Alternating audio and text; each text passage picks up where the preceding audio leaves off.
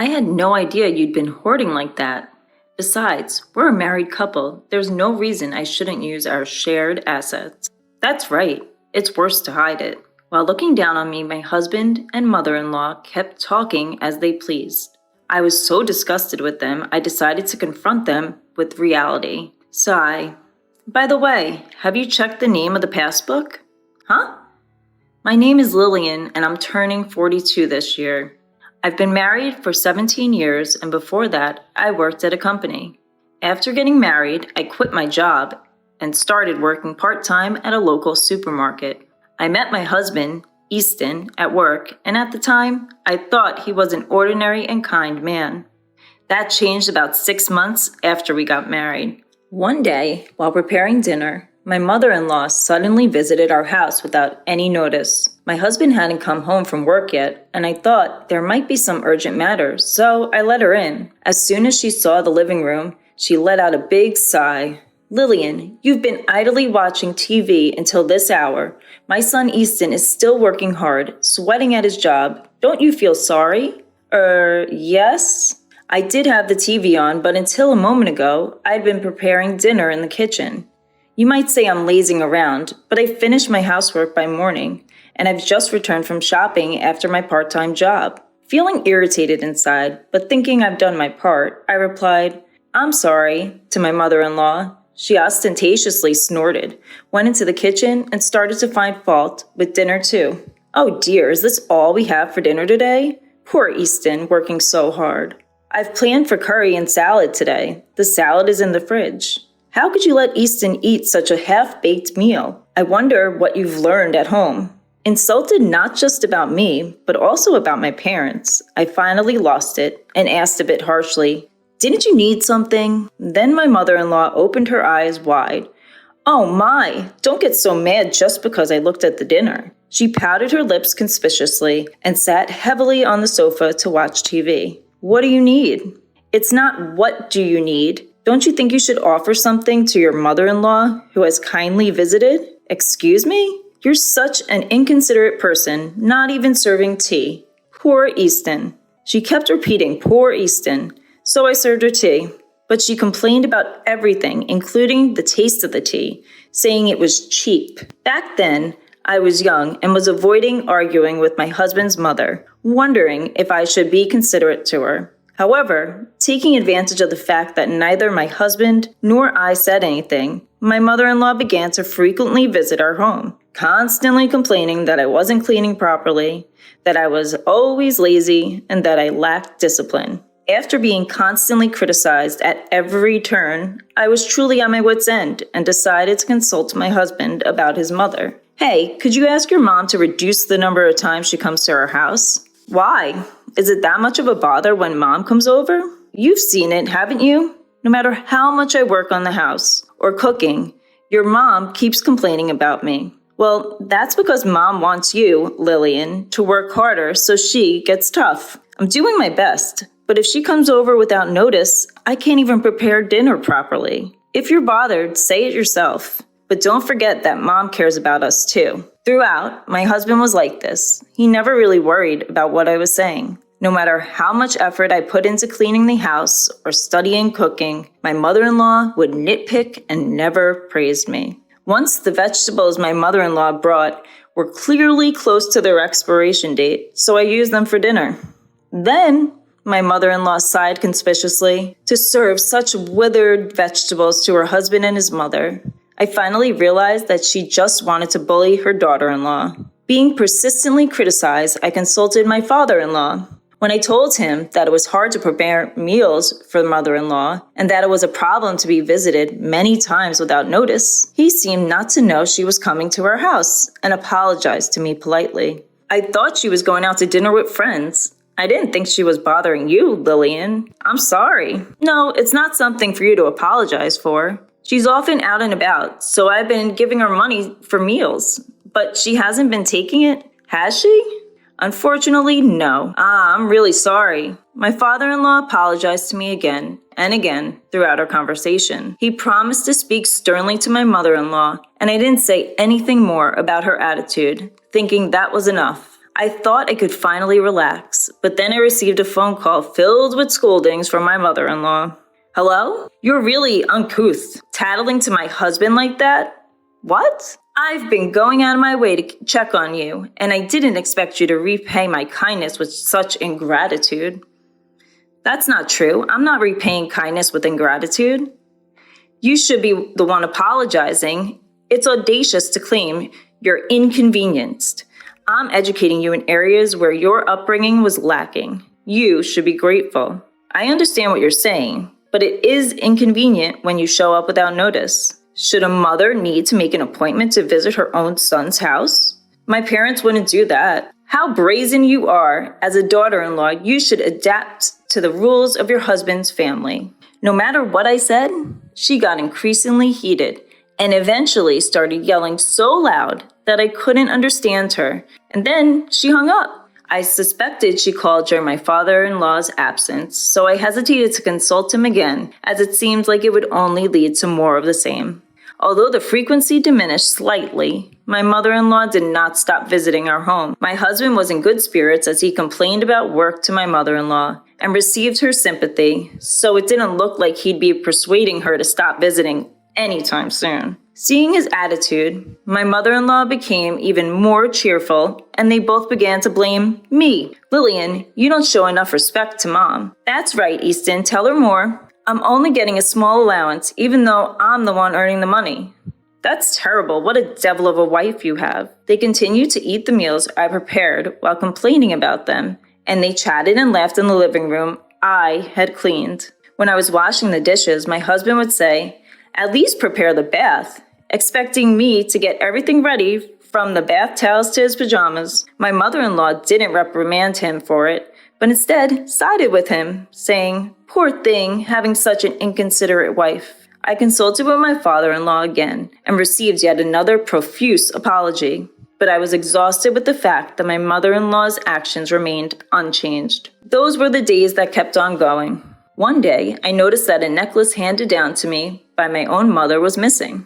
When I asked my husband, he claimed he didn't know, and coldly dismissed me with, "You probably lost it due to your own carelessness. It was supposed to be in my drawer." The truth came out when my mother-in-law visited our home again during dinner time. Mother-in-law, that necklace, oh dear, it's quite disgraceful to desire something someone else is wearing. What my mother-in-law had around her neck was undoubtedly the necklace I lost. It had a unique, unusual design with a peculiar ornament, and there was no way I could mistake it. And there she was, wearing it right in front of me. Please give it back. How awful. Are you accusing me of stealing from you? It's not only desiring someone else's belongings, but also calling them a criminal that reveals your upbringing.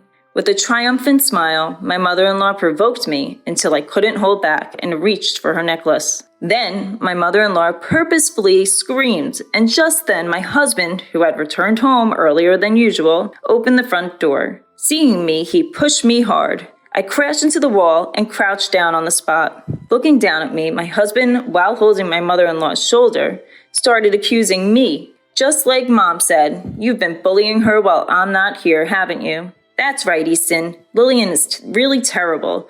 I just wanted to get along." "No, listen. The necklace your mother is wearing is the one I said I lost. I don't want to hear any excuses. Mom, let's eat out tonight. You better reflect on your actions." Such a sweet boy. Easton really is a good son. With that, my husband left with my mother-in-law. At that moment, the shock of not being able to get my necklace back, along with the anger towards my husband for siding with my mother-in-law without even listening to me, made my pent-up frustrations explode, and I decided to take revenge. That same day, I had yet another talk with my father-in-law. While apologizing to me, my father-in-law listened attentively to my story. And I found out that he was also fed up with my mother-in-law's outrageous behavior. Hearing this, I decided to set up a plan. And then again, when my mother-in-law came to her house without learning her lesson, as usual, she was flaunting the necklace, enjoying my reaction. I deliberately told her, "I forgot to buy something. Could you look after the house for a bit?" Normally, she would have retorted with something like, "How dare you ask me to do something?" But this time, she smiled sweetly and said, "Of course." Why don't you take your time? You're always busy with housework. Thank you. I'll be back in about 30 minutes. With that, I left my mother-in-law at home and went out. Alone in the supermarket parking lot, I held my pounding heart, as if testing the malice of those close to me. If I could get definitive evidence, I could take my revenge. But part of me also hoped that my mother-in-law and husband would reflect on their actions and change. Then, exactly 30 minutes later, I returned home. What I saw when I returned with shopping bags was my mother-in-law in the living room, messily eating dinner with my husband. Oh, you were late, so we started without you. Today's dinner was more plain than usual. Don't you feel sorry for Mom?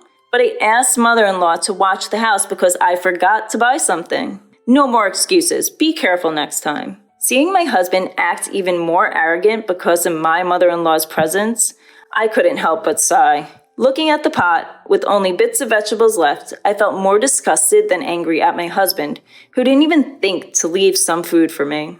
I guess there's no future where these two will reflect on their actions. After cleaning up dinner, I checked what happened to the trap after my mother-in-law left. As expected, it seemed like the trap had been set off. Seeing it, my husband's smirk, mocking me, looked uglier than ever. His triumphant smile was just like my mother-in-law showing off the necklace, and I couldn't help but laugh.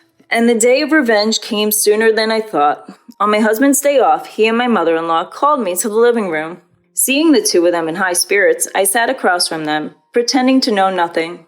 Hey, why didn't you tell us? What are you talking about? About the bank book. If you had that much money, you could have told us. Now you can show filial pity to Mom, too. I don't understand what you're talking about. Don't play dumb. We're talking about your bank book. Oh, I managed to say. Without showing any signs of panic, I must have been a bit suspicious, but the two of them happily started laying out the estimate papers for a single family house on the table. Mom and Dad, you and me, we bought a new 2-family house. Bought? What do you mean? You're slow to catch on, aren't you? We're saying we made a contract with the money from your bank book. Buying it all at once means no interest and it's smoother, right? Hold on. Why are you moving forward with this without me? Lillian, you really do hate me, don't you? That's why you're saying you don't want to live together. Hey, cut it out. You're being rude to Mom. Who's being rude? It's far more disrespectful for you two to use my money without my permission. You're the ones, huh? People with bad upbringing really have bad mouths.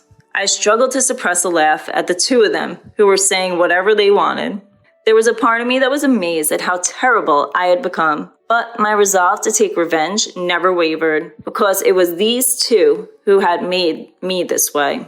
We found a perfect newly built property for sale, so we've already signed the contract. No matter what you say, it's too late now. Anyway, I didn't know you were saving up that much. Besides, we're married, so there's no reason for you to complain about using our shared property. That's right, it's worse to hide it. By the way, did you check the name on the bank book? Huh?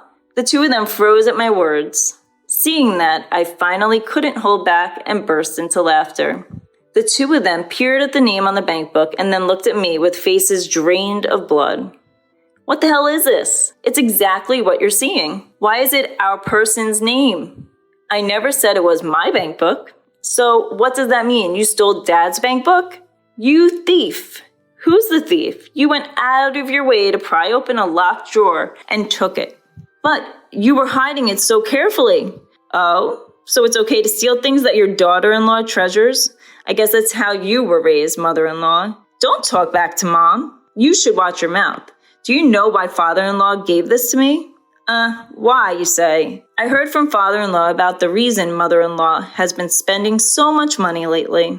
You two took a vacation while taking time off from work, didn't you?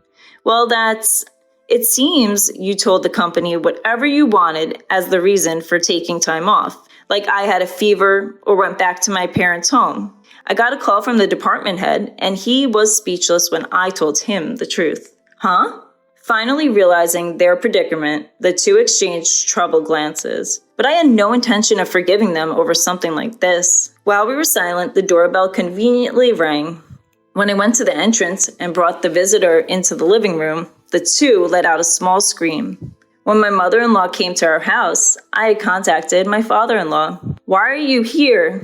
I've told you countless times not to cause trouble for Lillian. But there are no buts. When will you two start behaving properly? Dad, she had your bank book, and so what are you calling her she for? I didn't raise you to be so rude. You're old enough to know better. It's embarrassing to hear you calling mom, all the time. If you can't treasure your wife, what's the point of calling her she? If you say that, she has treasured me too. Are you saying you're not being treasured? I've been working so as not to cause you trouble, and I thought I'd managed to save a decent amount of money. I've tried my best to let you do what you want without any financial constraints. And now what? You want me to overlook your mistreatment of your wife? Well, throughout this exchange, whenever they tried to make an excuse, my father-in-law would fire back tenfold until they were rendered speechless. He delivered the final blow to the two, who were shrinking and hanging their heads about the bank book. By the way, about the bank book I left with Lillian, I told her to take it as a nuisance fee because I felt bad about how much trouble you two have been causing no matter how much I warn you. No way. And you two, after stealing that money, even bought a house. What more should I do for you? The two couldn't say anything, and mother-in-law ended up being taken home by my father-in-law. Before that, I pointed at her neck and was able to recover the necklace safely. Seeing that, my husband guessed what had happened and forced his mother to bow her head. In the now quiet living room, I handed the divorce papers to my husband, who was completely deflated. Why? What do you mean, why? After all this, you still think we can stay married? But you're only mad at Mom. Of course I'm disgusted with you too. No, I won't divorce. Then shall we go to court? We'd have to expose everything you've done to the court. And your company, though. Huh? Oh yes, we've got it all on camera. You two breaking open the lock and taking the bank book clearly shows you two desperately breaking the lock. No, you're lying. It's amazing how you can call others thieves after doing such a thing. I wonder what kind of upbringing you had. Why? All of that will be made public, and you'll probably have to cover the $300K you used of your father-in-law's money, my compensation, and the court fees. What are you going to do? Why can you say such cruel things? You still don't get it. Should we have your father lecture you again? I accepted the divorce papers from my dejected husband and finally became a free woman. As for the $300K I received from my father-in-law, I decided to accept it again as a nuisance and consolation fee for my ex-husband and ex-mother-in-law. The two of them, under my father-in-law's supervision, had to work their fingers to the bone to repay him a total of 60 million yen. Once, I received an email from my ex-husband to a free email address seeming to ask for a reconciliation, but I ignored and deleted it. Thanks to being free from my source of stress, my health has improved, and I'm spending my time freely with the money I received from my father-in-law.